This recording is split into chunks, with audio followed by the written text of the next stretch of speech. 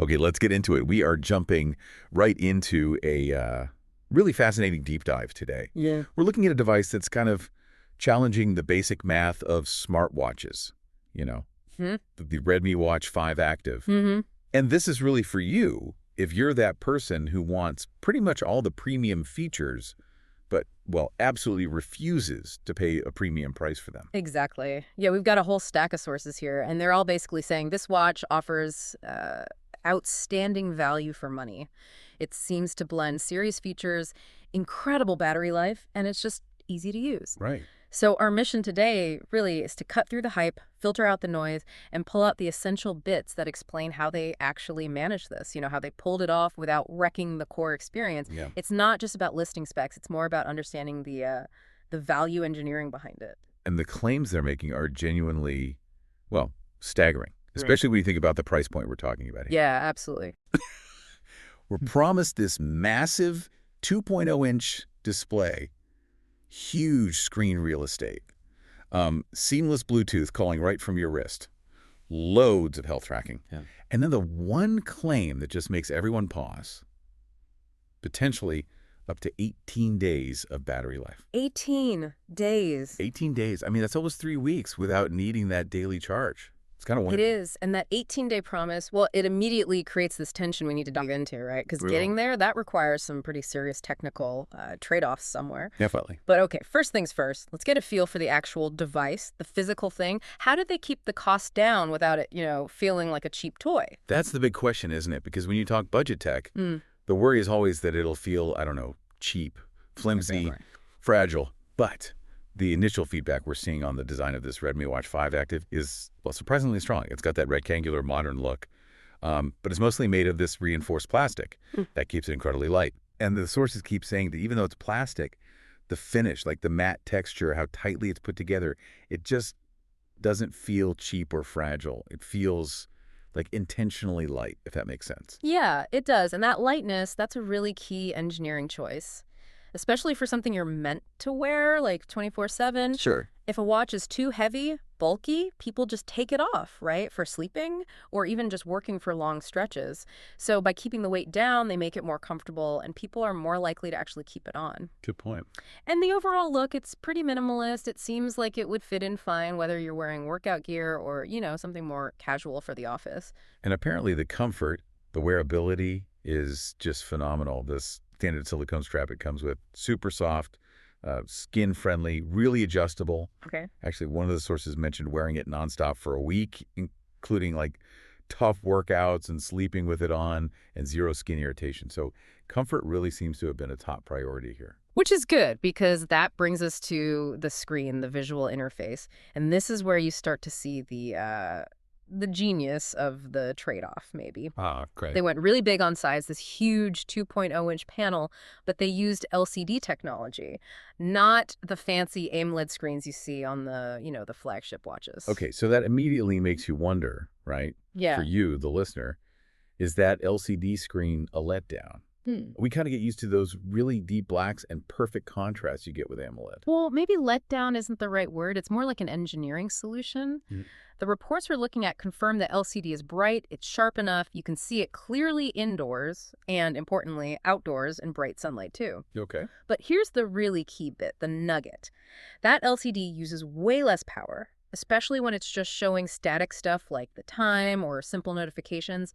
Much less power than a big, bright AMOLED screen would. Ah, okay. And that reduced power draw, that's the secret weapon. That's what lets them even aim for that crazy 18-day battery life target. That is fascinating.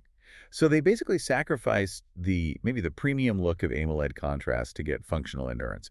They decided battery life mattered more than like screen perfection. Pretty much, yeah. And because the screen is so big, 2 full inches, it probably makes reading menus or longer texts much easier than trying to squint at some tiny, maybe budget AMOLED screen anyway. So usability wins over pure visuals. Precisely. And the sources say the touch experience is smooth too, responsive. You don't get that annoying lag that, plagued some of the older, cheaper smartwatches. Right. Yeah. That bigger screen size, it really makes the difference between just glancing at a notification and actually being able to read it comfortably without grabbing your phone. Okay, speaking of comfort and convenience, let's jump into the communication side of things. It's one thing to see your notifications clearly on that big screen, Uh-huh. but the sources hint at a pretty big surprise when you actually need to talk to someone. The Bluetooth calling feature. I mean, that used to be something you only found on watches costing like 4 times as much. Yeah, that's the feature that really pushes this beyond just a fitness tracker and into, like, proper smartwatch territory. Definitely. Pairing is apparently seamless, connection's reliable, even if your phone is, I don't know, 20 or 30 feet away. But the surprise, like you said, is how well the microphone and speaker actually perform. Okay, because I've definitely used budget devices where the mic was so bad, so muffled, that calls were just useless. What specifics did the sources give on how this Redmi Watch 5 Active actually handles call quality in the real world? Well, they mentioned that, okay, you probably wouldn't want to have a half-hour conference call on your wrist, right? Probably not. But for those quick, functional chats like telling someone you're running late or answering a quick question when your hands are full, it performs surprisingly well. The ambient noise canceling seems decent enough that your voice comes through clearly without you having to shout. Okay. So it's genuinely functional. It's not just a feature listed on the box. That's good to hear. And notifications, messages, apps, calls coming in, they all arrive instantly. That's kind of table stakes these days. Yep. Prompt delivery seems solid. But let's be clear about that key limitation we found here. Right. You can easily see these notifications, glance at them, but you cannot reply directly. There are no quick replies, no voice dictation, nothing like that. Okay, so that's a necessary cutback to hit the price point. Yeah. Right. And it kind of defines who this watch is for. Exactly. It's designed for information display, for retrieval. It helps you avoid pulling your phone out constantly. It's not meant to be a secondary texting device. So if you're a power user who loves firing off quick replies from your wrist, this might feel a bit, well, limiting. It might, yeah. But for most people, probably the vast majority, just seeing the notification is enough information. Okay, makes sense. Yeah. Let's pivot then to what seems like the core value here, the health and fitness tracking.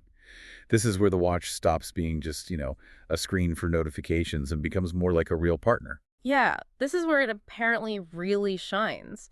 The range of fitness features is, frankly, pretty impressive for the cost. How impressive. Well, it tracks basically everything but your cat's steps.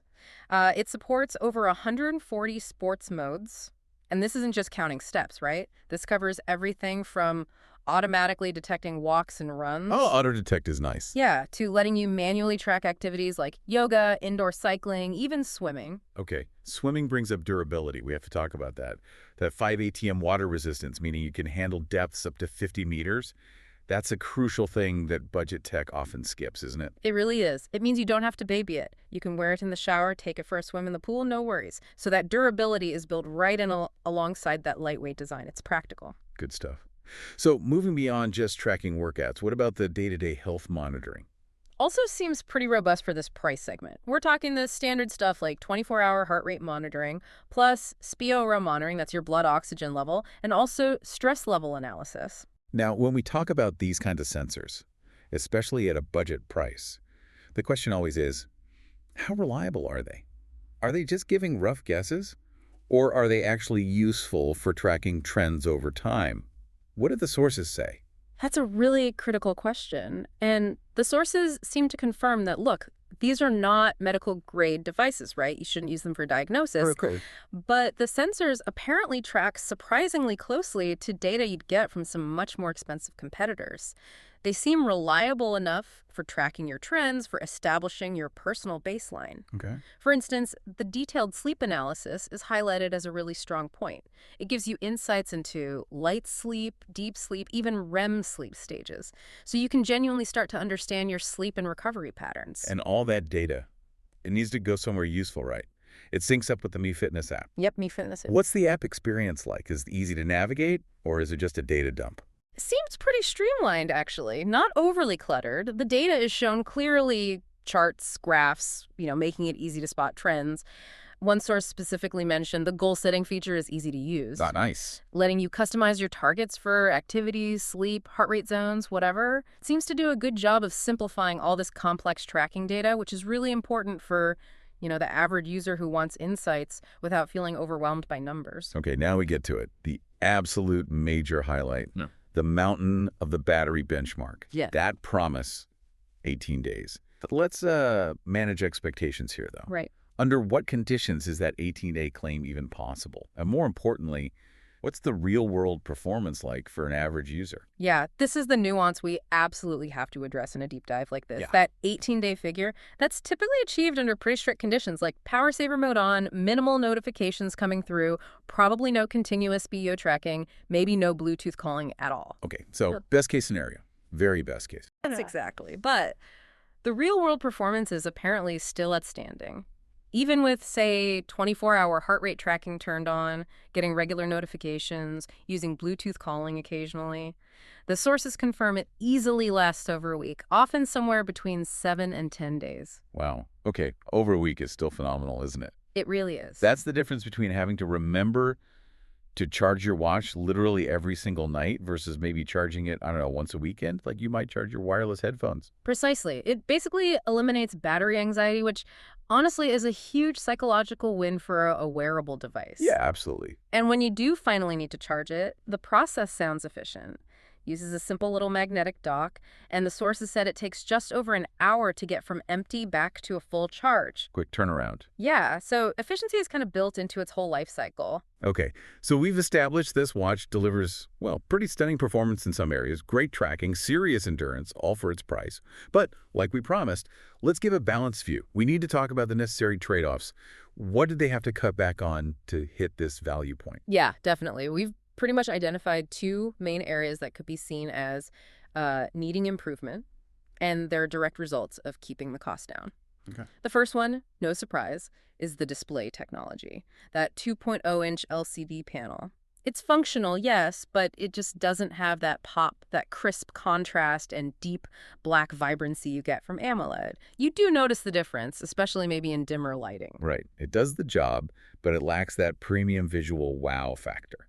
And the second trade-off Is that notification interaction limit we talked about earlier? yes. The fact that you can't send direct replies to texts, not even simple preset ones, that might feel restrictive, especially if you're coming from a higher-end smartwatch that lets you do that. Right. It forces you back to your phone for anything more than just reading the message. Correct. But, okay, if we kind of synthesize all this, the Redmi Watch 5 Active really does manage to punch well above its weight, doesn't it? It prioritizes the practical stuff, the features that actually make a difference day to day. Like comfort. Yeah, comfort, smooth performance, really comprehensive tracking, and crucially, that long battery life. It feels like they asked, okay, what are the absolute must-haves for someone buying a budget smartwatch? And the answer was battery, a decent-sized screen, and reliable tracking. Exactly. And then they cut costs pretty much everywhere else, but only where it wouldn't seriously impact those core things. Yeah. It's not trying to be the absolute best watch that does everything perfectly. It's aiming to be the most outstanding, dependable value in its specific category. Which brings us neatly to the final takeaway for you, the listener. If you were looking for an affordable, really well-rounded smartwatch, something that's comfortable to wear all the time, durable enough for daily life, and genuinely makes your routine a bit easier with practical functional features. And big, and you don't want to be trapped in that daily charging cycle, then the Redmi Watch 5 Active looks like a really solid, well-thought-out choice. It simplifies the cost, but not necessarily the core functionality. Well said. And that leads us right into our final provocative thought for today. We've talked a lot about this battery life, real world, hitting 7 to 10 days, maybe even stretching towards 18 days if you're careful. Yeah. Think about that kind of consistent longevity for a moment. How does a device that you almost never have to worry about charging? How does that fundamentally change your relationship with consistent health tracking? Good question. When you know the battery isn't going to die overnight or halfway through tracking a long activity, what new possibilities does that unlock? Especially for just total health awareness, for people who maybe need that constant uninterrupted data stream without the anxiety of always looking for the charger. It shifts the focus, doesn't it? Yeah. Away from managing the device and entirely back onto what it can actually do for you. Its performance, its presence. Exactly. Something to think about.